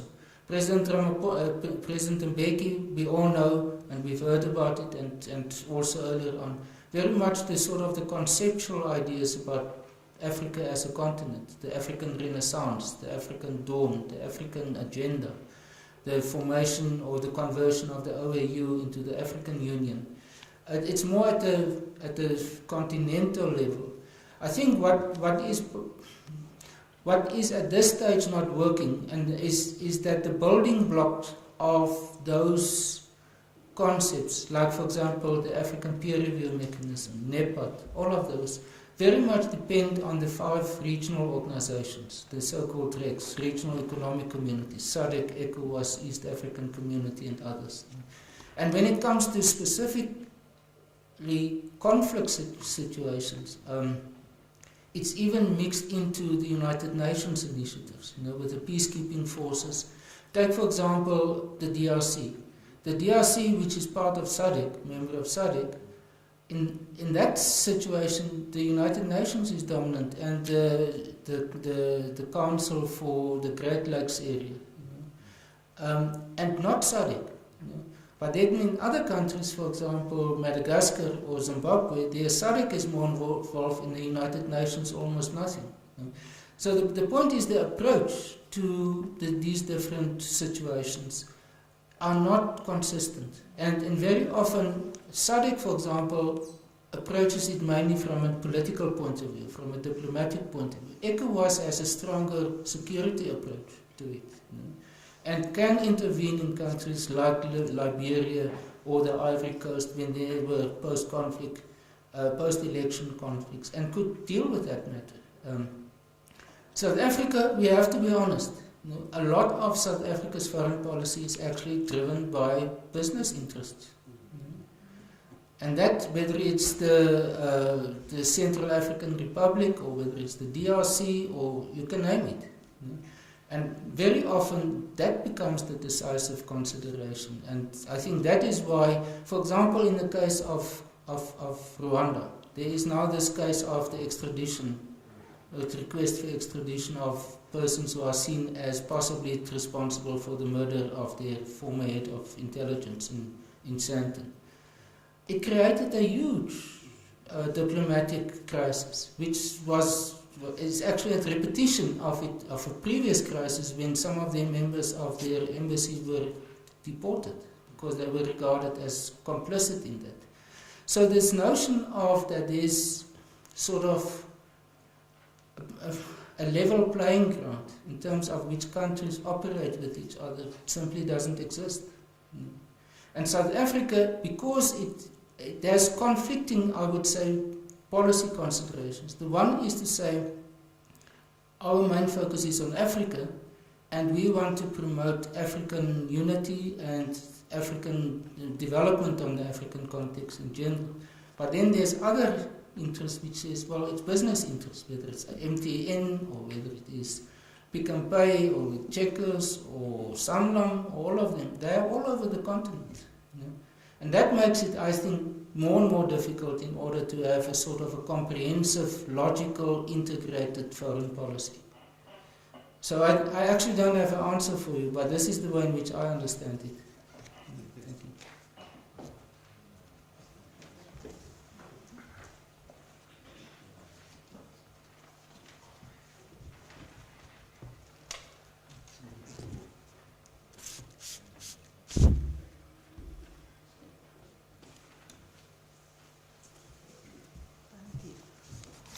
The only thing I'd like to add is really a contribution on the political economy of states. What is a state? And the political economy of a state are really the nuts and bolts, which include the economy, the way it interacts with political interests, the way that our currencies behave, the way that our businesses behave, as my colleague has already said, patterns of production and consumption, local and international value chains. Now, the only question I want to address is, then what is the West doing in Africa? I think it's a simple one. They are elongating and they are continuing to try to be as extractive as possible. How do they do this? Whether it's through currency manipulation, whether it is through, I think the brother made a point about the laboring class. When do we stop being laborers? And when do we become skilled? And there's a reason, when you name somebody a laborer, it means then you are inhibiting their ability to self-organize, to demand particular salaries, and you also are suggesting and assuming that where that one fails or where that one becomes too clever for himself or herself, there are others who are going to be able to continue that work. Remember that global economics and global capitalism works on the notion of surplus people and surplus labor. And that is why this notion that it doesn't matter if whenever you want to work for, you demand 10 rands an hour and we're only giving you 5 rands, there'll always be somebody else. That is why unemployment, even as an idea, is part of the notion of how states function, that you'll always have somebody else that's available. Now, if we as countries and as economies are not able to provide and to reconstruct our economies in ways that absorb as much labor as possible, redefine what we call work. When we look at the COVID virus, I'm grateful. It's the lemonade, is to give us new language. We have seen that work is not necessarily the 9 to 5 going to a particular place. We've already known this. We've already understood ideas of remote work, the gig economy. People call it consulting, but more or less now most of us are consultants in different ways, right? But what does it also do? It also has lent itself to different forms of precarity. So you have a precarious class of people who don't have benefits, who are only working for the day-to-day, week-to-week, month-to-month hustle without the security of understanding what is going to happen at the end of their lives. That is what the political economy thrives on. It thrives on this laboring class, whether we call it the working poor, which some of us are. You work, but however, and your savings, you wonder really what's going on. The working poor, and also that states in and of themselves are then unwilling or unable, especially African states, to then again exercise their sovereignty. Where did this begin? State structured adjustment programs where states were no longer called states. That's where this kind of mercantilist, capitalist, market orthodox model of what is a state, which is prescribed, which is really lends itself to these scripted governance prescripts. Devalue your currency, devalue your minerals. I mean, it's shocking to me that the whole Zambia had to sell their mines to the Chinese for like 5 cents, literally, sell their airlines and so forth. And if we're not cautious enough as South Africa, we may be going in a similar direction. So I think that when we talk about what the West is interested in the African continent, it's clear. It's the elongation of their interests, the easy extraction of those interests, using a whole series of disguised or subtle or unsubtle mechanisms to enable that. That's about it.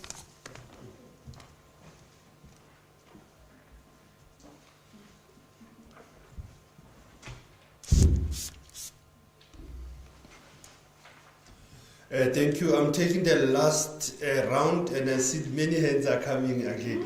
I've got 3 hands now. I'll be taking this 4. I'm taking this last 4 hands, and if you can be very short and straight to the point.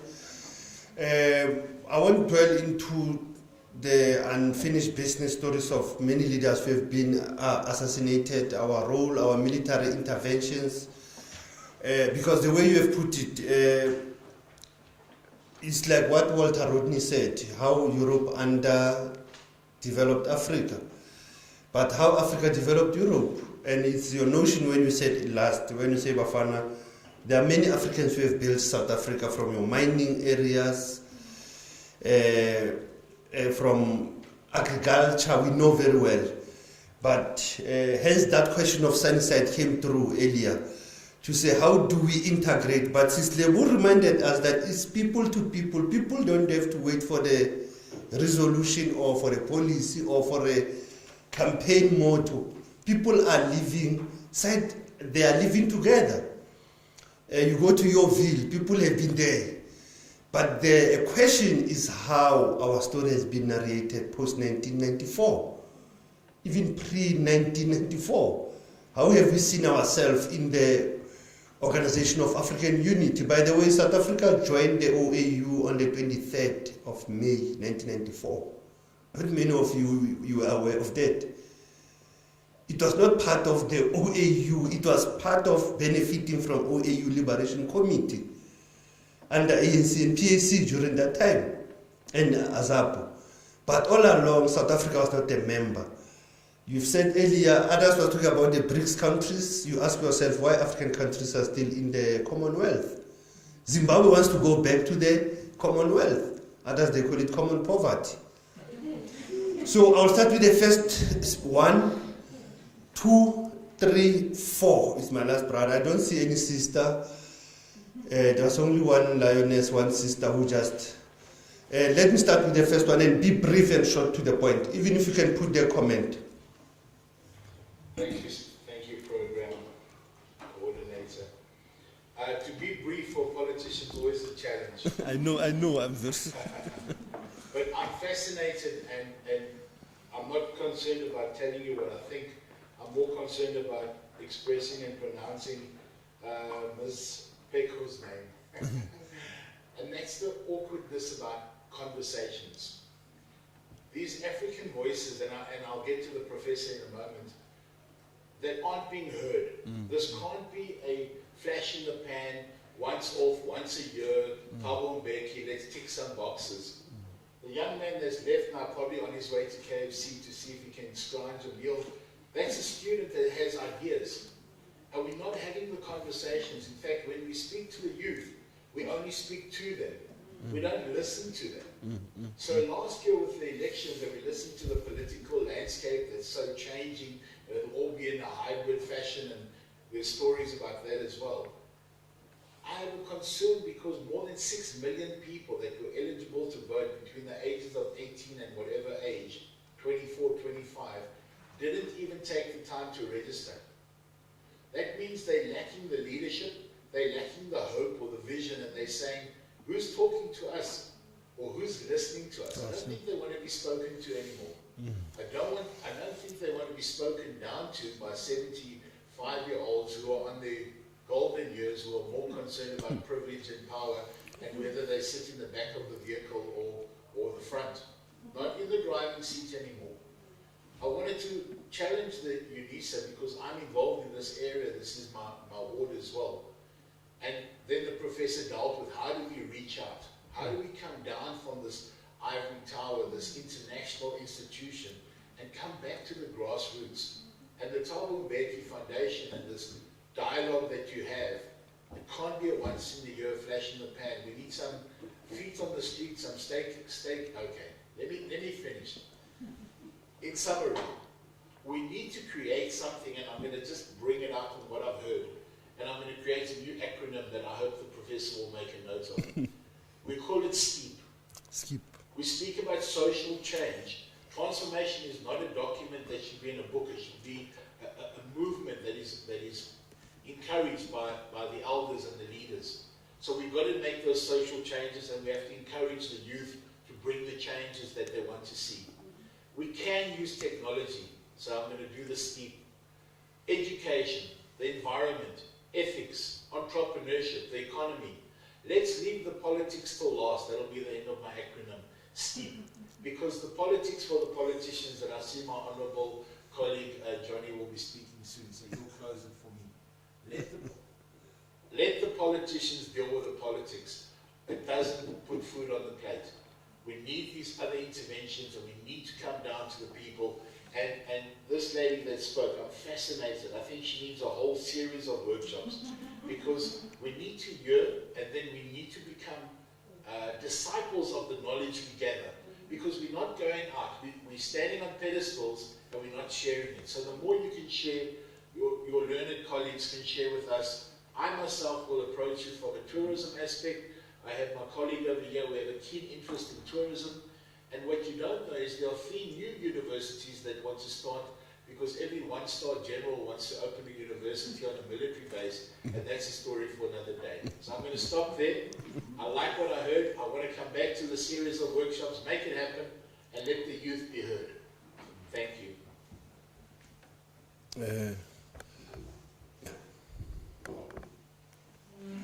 I'm not number 2. wrong number. Okay, sorry. But it really doesn't matter. For me, this is my name is John Mushak, and a proud member of ANC, not of the ANC, of ANC, if you know the difference, and a councillor in the situation. If unity of the African continent is what we are concerned with, then we must understand that unity that we are looking for, is necessarily a product of a function of identity. And I think it was W.E.B. Du Bois who spoke about double consciousness.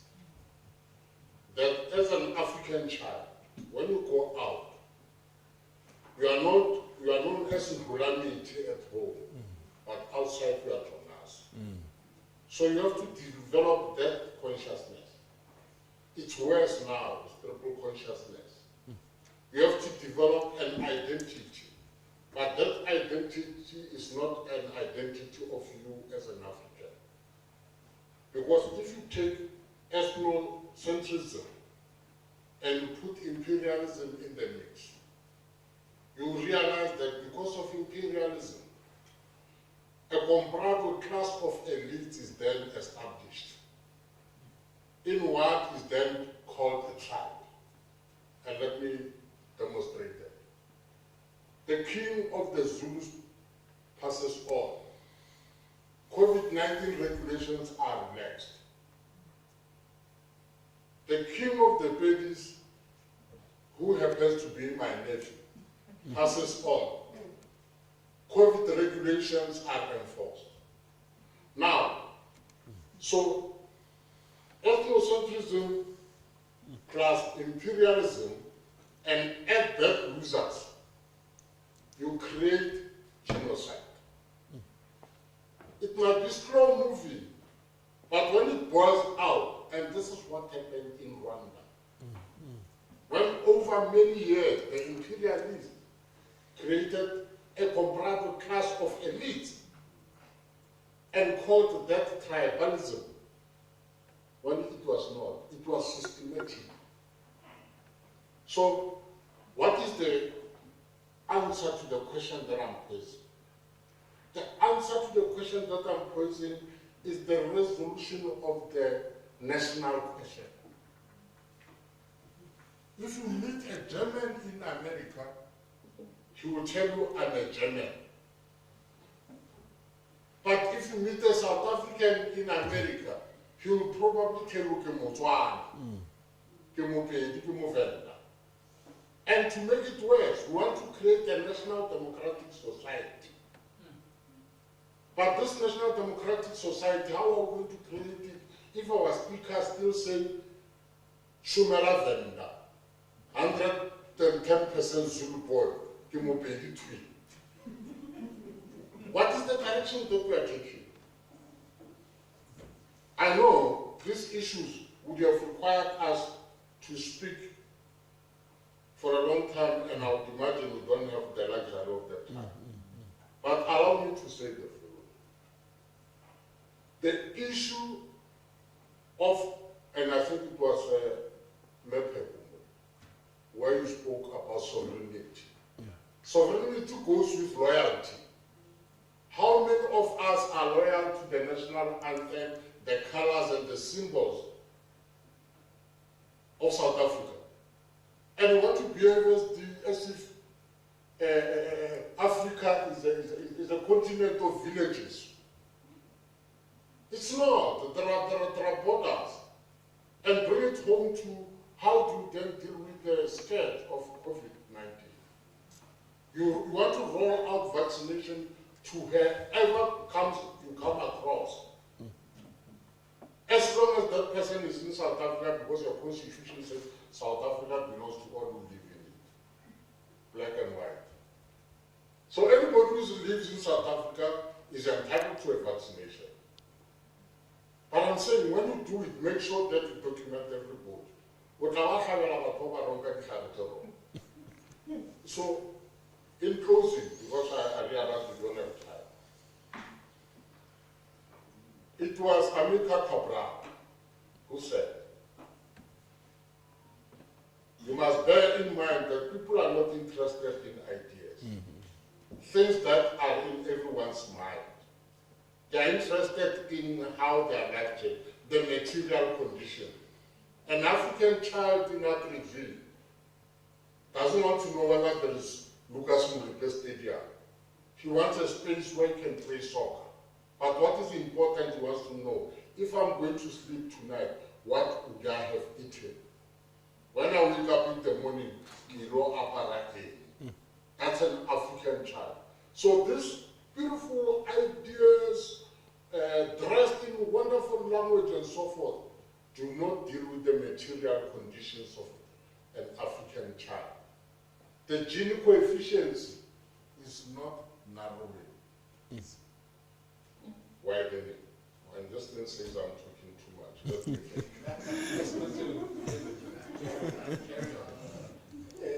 Thank you. My name is Tepo Peter, resident of Tsumane. I'm going to touch on issues that would be probably more local in terms of South Africa and try to venture a bit to accommodate people on the context of of Africa. The first thing that I want to start with is that it's common cause to all of us that this constitution has seen given a copy here. It's a product of compromised positions from very, I think, divergent, let me call it politics. And we have lived with it for so long. And now that at least I think the school, or the TM school, or the university, or the academics that are there, I don't know whether is it not time that we can reconvene another CODESA and try and review. Because when you listen to all the speakers from the young men there in terms of education, I think the bulk of it, you might find the challenges that you are facing now, whether you speak COVID, whether you speak equity, whether you speak equality, whether you speak economic freedom, all those challenges are skipped or are linked to this constitution, which some people want to portray as if it is cast in stone, which I do not believe it is. And you don't seem to want to venture into, once you start criticizing it, you are seen as if it sounds like you are an African, let me use this term, you're not from, or you are not a South African in general. So I would like to get a sense and opinion, or try to get an opinion that comes from the, let's say, professor as well, that isn't it the right time now, using all the COVID challenges and all the other challenges that we have seen, that we might have to look back and say, can't we revise this so that we can have better, probably free education, economic freedom, and attain all these ideals? I mean, as Rajon referred to the issue of the Zulu King. We know that this constitution indirectly gives the Zulu King all the powers that is there. I mean, the whole issue of the Ingonyama Trust, the whole thing around him being the ceremonial head of the KwaZulu-Natal, which is not bestowed on any other king. And once you get into that, obviously, according to me, it really is actually perpetuating some of the apartheid lyrics that we attend to, and all of them, once you start questioning, they tell you about the constitution. So I would want to get a deep on that. Then let me quote one businessman once said, it takes a dictatorship a year to take and implement a decision that will take a democracy 3 years. And ask and say, what is wrong with the concept of dictatorship?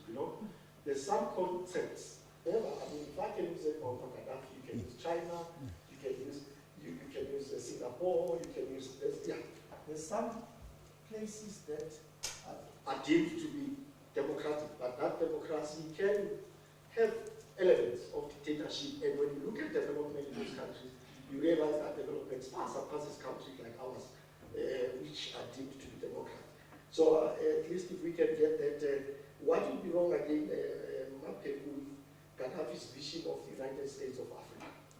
Why are we, those noises that we used to hear talking about that are dying down at this stage? Why can't we be talking about United States of Africa in the interest, when we talk about Africa again, whether you refer, because we seem to talk about Africa as in a smaller context, not really in a context where when you look at all the issues of minerals, look at the population, if you look at, you can imagine if Africa, United States of Africa can be an economic bloc, the whole, I think, if we would do our own vaccine that will save this Africa. Now we are relying on all these people, I think, and all these other countries, and we are seen to have packed that Gaddafi's vision of United States.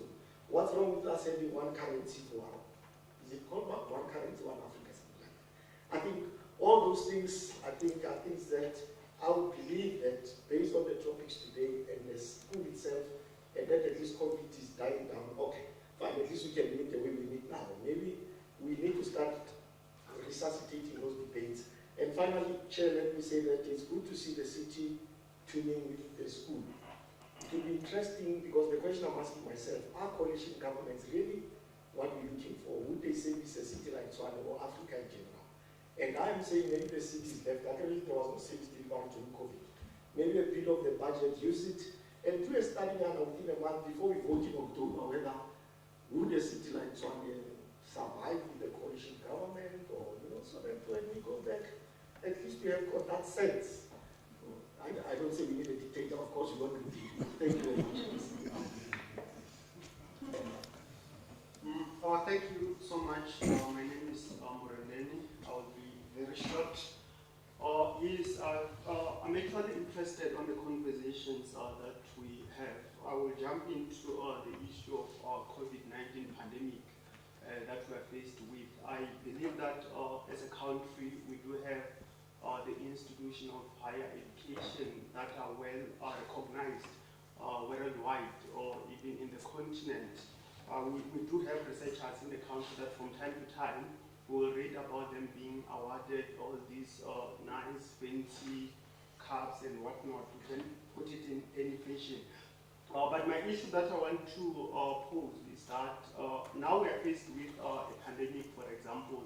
But when you look out of all the dissertations, be it your master's, doctorates and whatnot, which we are producing every year, which is so many of those, I haven't actually come across any of the research that maybe is closer to the pandemic that we're dealing with, of which I believe that if we are well prepared, it was going to be easy for us to actually build from what we already have within the country. So my issue or my submission with regard to that is, what is it that we are doing wrong as institutions of higher learning to actually prepare ourselves for the unforeseen? Because even when it comes to the issue, be it your vaccine, be it the feasibility study of the pandemic and whatnot, we are more reliant on other countries, on other centers that we don't even know what actually is their objectives for that matter. So I want to check to say, out of all the institutions, out of all the professionals,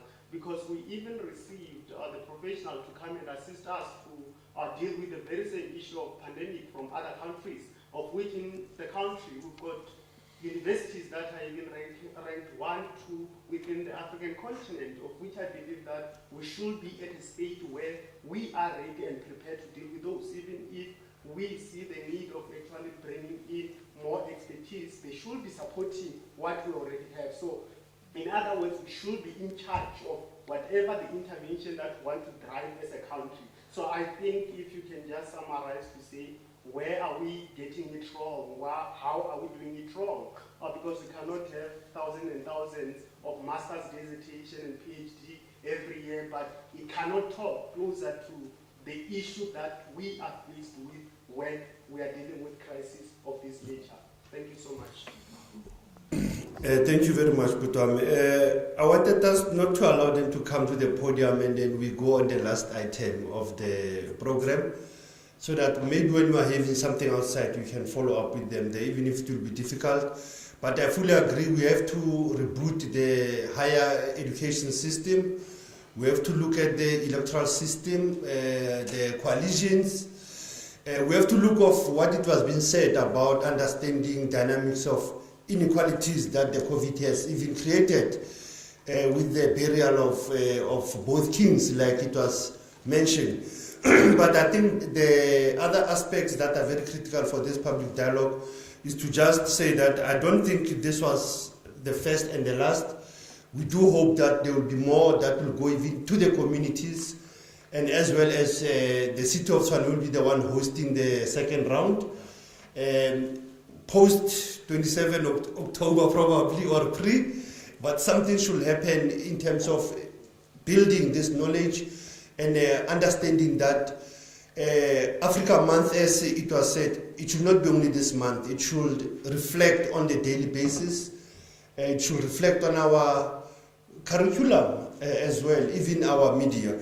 Can I call upon now the multi-party whipari, Councillor Maluleka, Councillor Lekhwati to come forward, and Councillor Christo van Heerden, even if Christo will be coming already to come and do the closing remarks.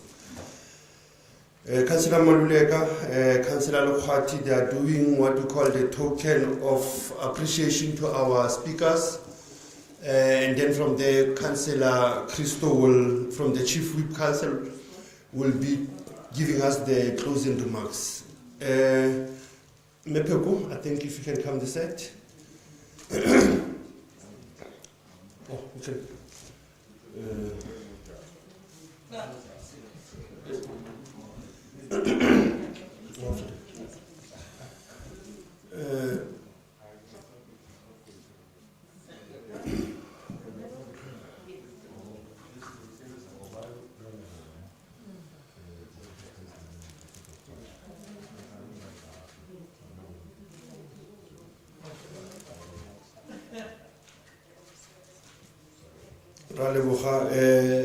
Professor Derek, what's it?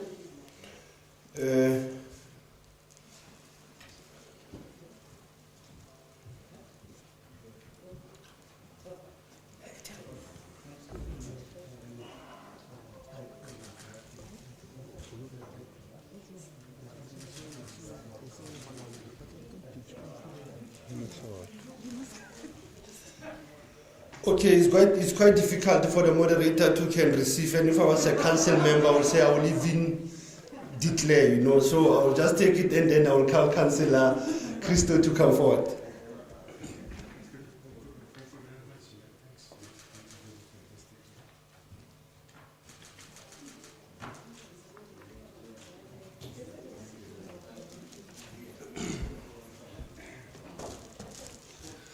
Councillor Christo, I think the floor is yours, and once more thank those who have been following us on the YouTube of UNISA of Thabo Mbeki, those who have been following on the social media of the City of Tshwane and UNISA and Thabo Mbeki, and those who have been actively engaging for the past 2 hours. We want to thank you once more, but the closing remarks are done by the City of Tshwane, the Office of the Chief Whip. Councillor Christo, you can come forward. Thank you.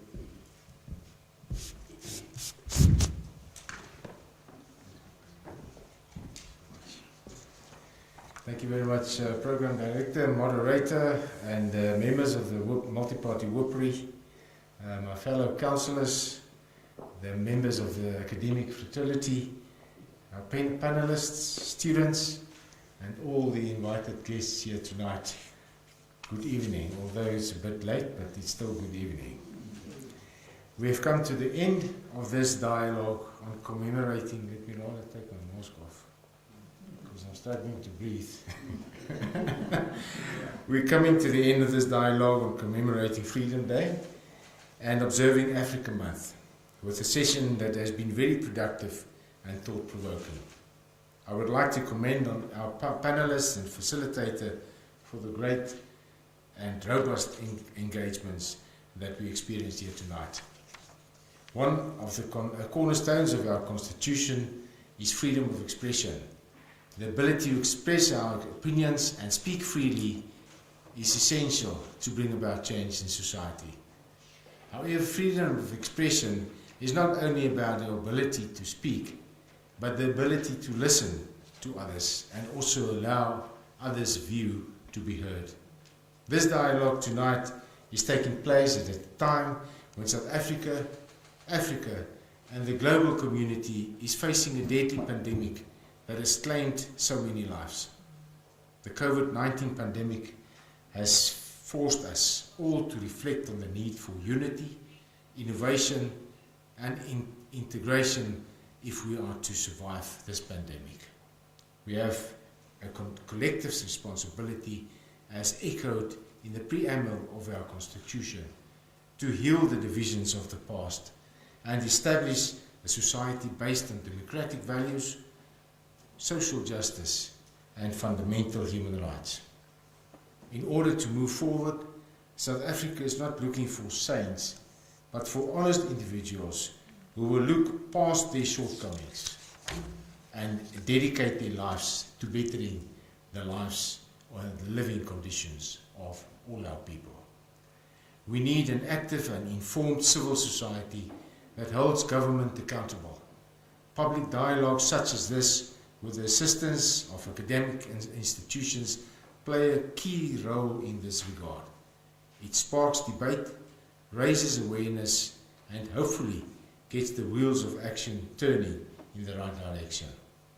In conclusion, it gives me great pleasure to extend warm gratitude on behalf of the City of Tshwane's multi-party WIPRI, the University of South Africa, and the Thabo Mbeki African School of Public and International Affairs for the successful conceptualization of this Freedom Day dialogue.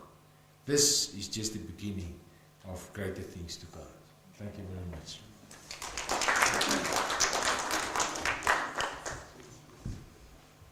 Colleagues, I think this brings us to the end of the public dialogue. Once again, thank you, Raleboga, Siyabonga.